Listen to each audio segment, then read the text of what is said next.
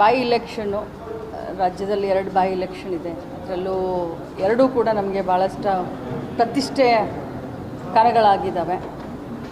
ಮುಂಬರುವಂಥ ತಾಲೂಕ್ ಪಂಚಾಯತ್, ಜಿಲ್ಲಾ ಪಂಚಾಯತ್ ಮತ್ತು ಗ್ರಾಮ ಪಂಚಾಯತಿ, ನಮಗೆ ಬ್ಯಾಂಗ್ಳೂರಿನಲ್ಲಿರುವಂಥ ಎಲ್ಲ ಈಗ ಗ್ರೇಟರ್ ಬ್ಯಾಂಗ್ಳೂರು 28 ಇಲೆಕ್ಷನು, ಇದೆಲ್ಲ ಚುನಾವಣೆಯನ್ನು ತಲೆಯಲ್ಲಿಟ್ಕೊಂಡು winning is the criteria.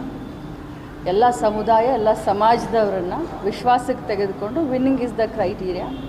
High command ಯಾರಿಗೆ ಕೊಡುತ್ತೆ ಅವ್ರನ್ನ ನಾವು ಎಲ್ಲರೂ ಕೂಡಿ ಕೆಲಸ ಮಾಡೋಣ ಅಂತ ಇದು ಸಭೆಯಲ್ಲಿ ತೀರ್ಮಾನ.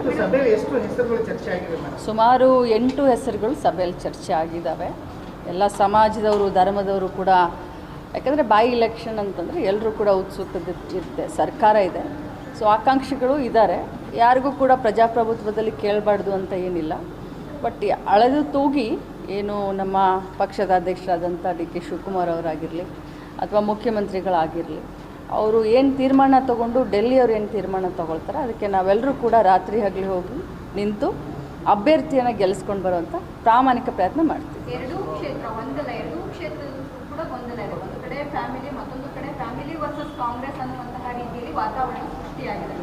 ಸೊ ಇದನ್ನು ಕಾಂಗ್ರೆಸ್ ಹೆಂಗೆ ನೋಡುತ್ತೆ? ಯಾಕಂದರೆ ನೋಡಿ, ಸಹಜವಾಗಿ ಗೆಲ್ಲುವಂಥ ಒಂದು ಇದು ಜಾಸ್ತಿ ಇದ್ದಾಗ ಕಾಂಪಿಟೇಷನ್ನು ಜಾಸ್ತಿ ಇರುತ್ತೆ. ಇದಕ್ಕೆ ನಾವು ಗೊಂದಲ ಅನ್ನೋದು. ಎಲೆಕ್ಷನ್ ಅಂತಂದರೆ ಭಾಳಷ್ಟು ಕನ್ಫ್ಯೂಷನ್ಗಳು ಸಹಜ ಅದು. ಆದರೆ ಒಮ್ಮೆ ಹೆಸರು ಅನೌನ್ಸ್ ಆದಮೇಲೆ ಮುಖಂಡರು ಎಲ್ಲರನ್ನೂ ವಿಶ್ವಾಸಕ್ಕೆ ತೆಗೆದುಕೊಳ್ತಾರೆ. ಹೆಸರು ಅನೌನ್ಸ್ ಆಗೋಕ್ಕಿಂತ ಮುಂಚೆ ಆದರೂ ವಿಶ್ವಾಸಕ್ಕೆ ತಗೊಳ್ತಾರೆ, ಆದಮೇಲೆ ಆದರೂ. ಯಾಕಂದರೆ ನಮ್ಮ 12 ಜನ ಮಂತ್ರಿಗಳನ್ನು ಒಂದೊಂದು ಕ್ಷೇತ್ರಕ್ಕೆ ಹಾಕಿದ್ದಾರೆ.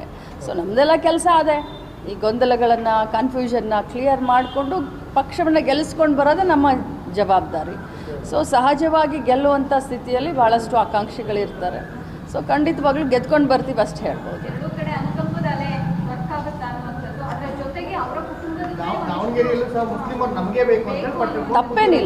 ತಪ್ಪೇನಿಲ್ಲ. ಏನು ಹೈಕಮಾಂಡ್ ನಿರ್ಧಾರ ತೆಗೆದುಕೊಳ್ಳುತ್ತೆ ಅದಕ್ಕೆ ನಾವೆಲ್ಲರೂ ಭದ್ರಾಗಿರ್ತೀವಿ. ಎಲ್ಲರೂ ಭದ್ರಾಗಿರ್ತಾರೆ. ಅವರು ಆಗಿರ್ತಾರೆ, ಇನ್ನೊಬ್ಬರು ಆಗಿರ್ತಾರೆ. ಕೇಳೋದ್ರಲ್ಲಿ ತಪ್ಪೇನಿಲ್ಲ. Thank you.